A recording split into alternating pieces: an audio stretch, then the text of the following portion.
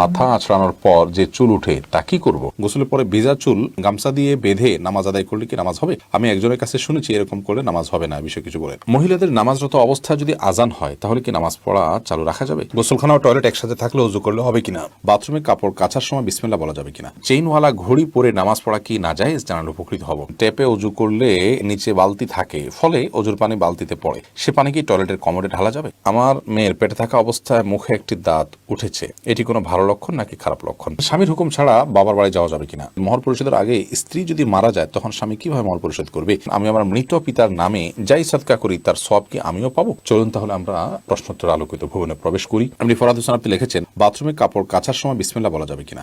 বাথরুমে কাপড় কাচার সময় বিসমিল্লাহ বলবেন, বিশেষ করে যখন কমোডের সাথে আপনার ওই জায়গার পার্টিশন থাকবে। যদি পার্টিশন না থাকে তাহলে ওযুর সময় যেরকম মুখে বিসমিল্লাহ বলা নিষেধ, অনুচিত, মাকরুহ, ঠিক একইভাবে এখানেও মুখে বিসমিল্লাহ বলবেন না, মনে মনে বিসমিল্লাহ বলে কাপড় কাচবেন। জারিফা জান্নাত আপনি লিখেছেন, গোসলের পরে ভেজা চুল গামছা দিয়ে বেঁধে নামাজ আদায় করলে কি নামাজ হবে? আমি একজনের কাছে শুনেছি এরকম করলে নামাজ হবে না, বিষয় কিছু বলেন। না, এরকম করে নামাজ হবে না এমন কোনো কথা নেই। আপনি একজন নারী হিসেবে আপনার পুরো শরীর আপনাকে ঢেকে নামাজ পড়তে হবে, শুধুমাত্র মুখমণ্ডল এবং দুই হাতের কবজি আপনি খোলা রাখবেন, এর বাইরে অন্য কোনো শর্ত নেই। আপনি গামছা দিয়ে ঢাকেন বা গামছা দিয়ে বেঁধে তার উপর দিয়ে অন্য একটা কাপড় দিয়ে ঢাকেন, কোনো অসুবিধা নেই। এরপরে কাজী ফাতেমা আপনি লিখেছেন, মহিলাদের নামাজরত অবস্থায় যদি আজান হয় তাহলে কি নামাজ পড়া চালু রাখা যাবে? কোনো অসুবিধা নেই। আজান হওয়া হলে নামাজ বন্ধ করে ফেলতে হবে, কোনো কথা নেই। আপনি নামাজ পড়ছেন, ইতিমধ্যে আজান শুরু হয়ে গেছে, আজান মুয়াজ্জিন সাহেব দিতে থাকুক, এদিকে আপনার নামাজ আপনি কন্টিনিউ করতে থাকেন, কোনো সমস্যা নেই।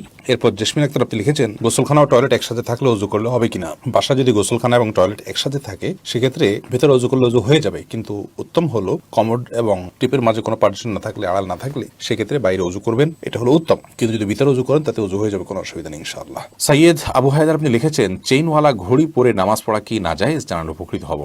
না, চেইনওয়ালা ঘড়ি পরে নামাজ পড়লে যেটা নাজায়েজ হবে এমন কোনো কথা নেই। সাবির ইয়াসমিন জান্নাত আপনি লিখেছেন, স্বামীর হুকুম ছাড়া বাবার বাড়ি যাওয়া যাবে কিনা? আপনি যেহেতু স্বামীর সংসারে থাকেন, অতএব তার সুবিধা অসুবিধা, তার প্রয়োজন ইত্যাদি বিষয় থাকতে পারে, সেই কারণে তাকে আপনি বলে যাবেন। কিন্তু স্বামী আপনাকে আপনার বাবার বাড়ি যাওয়া থেকে বঞ্চিত করে রাখবেন, যেতে দিবেন না, আটকে রাখবেন এবং তার খেয়াল খুশি মতো সে আপনাকে আপনার বাবা মার সাথে সাক্ষাৎ করা থেকে বিরত রাখবেন, সে অধিকার কিন্তু তার নাই। সেটা যদি তিনি করেন তাহলে তিনি অন্যায় করছেন। তবে হ্যাঁ, অবশ্যই আপনি চেইন অফ কমান্ড, একটি ফ্যামিলির পারস্পরিক যে বোঝাপড়া, সেটা যেন ভালো থাকে সেটা আপনি বলে যাবেন, এবং এই বলে যাওয়ার মধ্যে ভদ্রতা, এই বলে যাওয়ার মধ্যে নিজেদের বোঝাপড়া যে আছে সেটির প্রমাণ হয়। বিধায় এটাকে দোষণীয় মনে করা যে আমি তাহলে কি বন্দী হয়ে গেলাম, এরকমটি মনে করার কোনো কারণ নেই। কাজল আইডি থেকে আপনি লিখেছেন, ওযু করার পরে কি আয়নায় মুখ দেখলে ওযু ভেঙে যাবে? না, কোনো অসুবিধা নেই, ওযু ভাঙবে না। এমডি আবুল কালাম আপনি লিখেছেন, মহর পরিশোধের আগে স্ত্রী যদি মারা যায় তখন স্বামী কিভাবে মহর পরিশোধ করবে?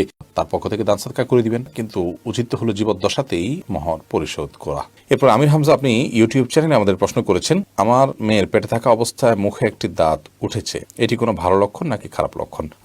সন্তান গর্ভে থাকা অবস্থায় যদি মুখে দাঁত উঠে সেটা কোনো খারাপ বা ভালো লক্ষণ নয়। এটার ডাক্তারি কোনো ব্যাখ্যা আছে কিনা সে ব্যাখ্যা আপনি জানার চেষ্টা করবেন। এর বাইরে এটাকে অন্তত কুলক্ষণ মনে করার কোনো সুযোগ নেই, কারণ ইসলাম আসলে কোনো কুলক্ষণে বিশ্বাস করে না। আফরোজা ইসলাম রানী আপনি লিখেছেন, নতুন ঘরে বসবাস করার আগে মিলাদ পড়ানো জায়েজ কিনা? নতুন ঘরে বসবাস করার আগে কোনো মিলাদ পড়াবেন না, এরকম কোনো নির্দেশ আমাদেরকে দেয়নি। আপনি নতুন ঘরে ওঠার সময় বিসমিল্লাহ বলে আল্লাহর নাম নিয়ে উঠে যাবেন।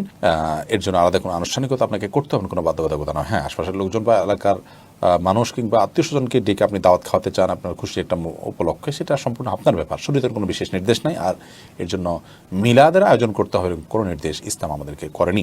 আইরিন সুলতানা মাহি আপনি লিখেছেন, ট্যাপে ওযু করলে নিচে বালতি থাকে, ফলে ওযুর পানি বালতিতে পড়ে, সে পানি কি টয়লেটের কমোডে ঢালা যাবে? কোনো অসুবিধা নেই, বরং ঢালাটাই উত্তম। বিশেষ করে কমোড পরিষ্কারের জন্য, টয়লেট পরিষ্কারের জন্য, বা কোনো গাছ ইত্যাদি থাকলে সেগুলোর গোড়ায় পানি দেওয়ার জন্য, যে কোনো কাজে আমরা এই পানিটা ব্যবহার করাই উচিত। কারণ ওযুর যে পানিটা, এই ব্যবহৃত পানিটা, এটা অন্য কাজে লাগানোটা কোরআন হাদিসের দৃষ্টিকোণ থেকে কোনো নিষিদ্ধ কিছু নয়, এটা নাপাক নয়।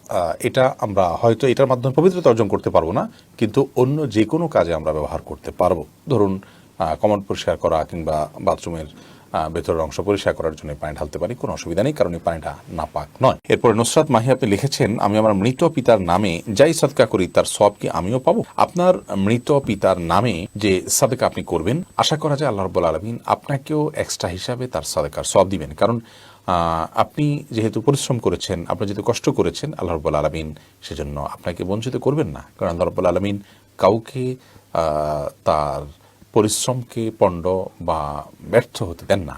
যতক্ষণ পর্যন্ত সেটি আল্লাহ সন্তুষ্টের জন্য হবে এবং সঠিক নিয়মে হবে। আফিফ হাসান শুভ, আপনি লিখেছেন টাকাতে ছবি থাকে, বুক পকেটে রেখে নামাজ পড়া যাবে কিনা? যাবে, কোনো অসুবিধা নেই, কারণ সেটা প্রদর্শিত হচ্ছে না, ভেতরে আছি।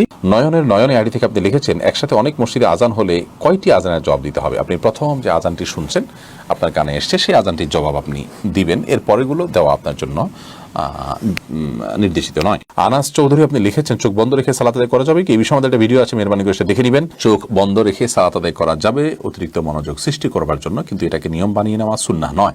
নবী করিম সাল্লাল্লাহু আলাইহি ওয়াসাল্লাম স্বাভাবিকভাবে সালাত আদায় করতেন চোখ খোলা রেখে। একটি জয়ীফ হাদিস দ্বারা জানা যায় ইহুদিরা চোখ বন্ধ করে সালাত আদায় করে, তো সাধারণ অবস্থাতে চোখ খুলে সালাত আদায় করা উচিত, কিন্তু কখনো কখনো বা আপনার মনোযোগ সৃষ্টি করার উদ্দেশ্যে চোখ বন্ধ করে সালাত আদায় করলে সেটিতে অসুবিধা নেই। ফাতেমা পলি আপনি লিখেছেন আমার বাচ্চা ছোট, তাই আমি শুধু ফরজ নামাজ পড়ি, এটি কি নামাজ কবুল হবে?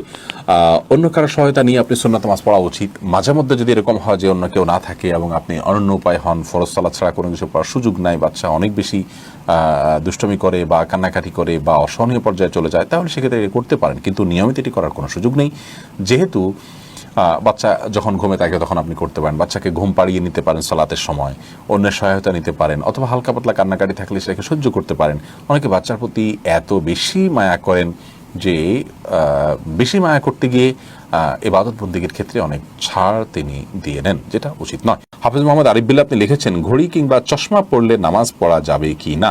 ঘড়ি বা চশমা পরা অবস্থা নামাজ পড়া যাবে, কোনো অসুবিধা নেই। শাহিদুল ইসলাম লিখেছেন টয়লেটে কোরআন আয়াত মনে আসলে কি করণীয়? টয়লেটে কোরআন আয়াত যদি মনে আসে তাহলে সেক্ষেত্রে কোনো অসুবিধা নেই, বিশেষ কোনো করণীয় নেই, মনে আসবে ওটা ভাববেন, ভাবনাতে কোনো অসুবিধা নেই টয়লেটে। তানজিনা বেগম আপনি লিখেছেন সংসারের শান্তির জন্য কি করতে পারি? সংসারের শান্তির জন্য প্রথমত আল্লাহর বাধ্যতার মধ্য দিয়ে জীবনকে কাটানো উচিত, হারাম কাজ থেকে নিজেকে বাঁচিয়ে রাখা উচিত, এটা শান্তি আসার জন্য প্রধানতম কাজ। দ্বিতীয়ত হলো, কারণ হারামে আরাম আসে না, এই জন্য হারাম থেকে বেঁচে থাকতে হবে। দ্বিতীয়ত হলো সংসার শান্তি আনার জন্য সবর করতে হবে, ধৈর্য ধারণ করার মানসিকতা আনতে হবে, ছাড় দেওয়ার মতো মানসিকতা আনতে হবে। দুনিয়ায় সব নয় সেটি মাথায় রাখতে হবে। অতএব দুনিয়াতে বিভিন্ন সমস্যা, বিভিন্ন বিপদ, বিভিন্ন মুসিবত, এগুলোকে মেনে নেওয়ার মতো মানসিকতা এবং প্রবণতা আমাদের মধ্যে থাকা চাই। হোসাইন আপনি লিখেছেন চ্যাটিং এর সময় মিথ্যা কথা বললে কি গুনাহ হবে যদি মন থেকে না বলি? মিথ্যা সর্বাবস্থায় গুনাহ, মন থেকে না বললেও সেটা গুনাহ হবে। এরপরে নাইম নূর লিখেছেন মসজিদের ভিতরে কথা বললে চুলের রসুলের ইবাদত নষ্ট হয়ে যায়, কথাটা কি সঠিক? না, এরকম কথা কোনো দেশে আছে বলে আমার জানা নেই। প্রয়োজনীয় কথা মসজিদের ভিতরে অবশ্যই বলা যাবে। নাজমা আক্তার লিখেছেন মাথা আঁচড়ানোর পর যে চুল উঠে তা কি করব? সেটা সবচেয়ে ভালো হয় যদি কোনো মাটিতে দাফন করেন বা এমন জায়গায় ফেলবেন যাতে মানুষের শরীরের অপমান বা অসম্মান না হয়। ময়লার সাথে না ফেলানো উচিত, যদি ফেলে দেওয়া হয় ময়লার সাথে তাতে কোনো বড় গুনাহ হবে ব্যাপারটা সেরকম না, এটা জাস্ট উচিত অনুচিত, উত্তম অনুত্তমের কাজ, শিষ্টাচারের বিষয়। সৈকত খান লিখেছেন বিয়ের পরে কাবিনের টাকা কমানো যাবে কি? বিয়ের পর যদি স্বামী তার স্ত্রীর সাথে আলাপ আলোচনার মাধ্যমে আপনার মাফ নেন, কমানো তো আর যাবে না, যা ফিক্স হয়ে গেছে তা। স্ত্রী যদি কোনো কিছু মাফ করেন তাহলে আল্লাহ তাআলা সে সম্পর্কে বলেছেন ফাকুলুহু হানিআম মারিআ, তাহলে সেটা তোমরা ভক্ষণ করতে পারো বা ভোগ করতে পারো। স্ত্রী যদি বলেন যে ঠিক আছে আমি তোমাকে ছাড় দিলাম, আপনি দিতে পারেন না, সামর্থ্য নাই, আপনি তার কাছে ছাড় চাইলেন, সে যদি ছাড়টা দিয়ে দেয় তাহলে সেটা ভোগ করতে পারেন। বাট এর মানে এই নয় যে মোহর পরিবর্তন হয়ে গেছে, মোহর যা ছিল তাই, সে হয়তো মাফ করেছে আপনাকে, জাস্ট এটুকু আপনি করতে পারেন।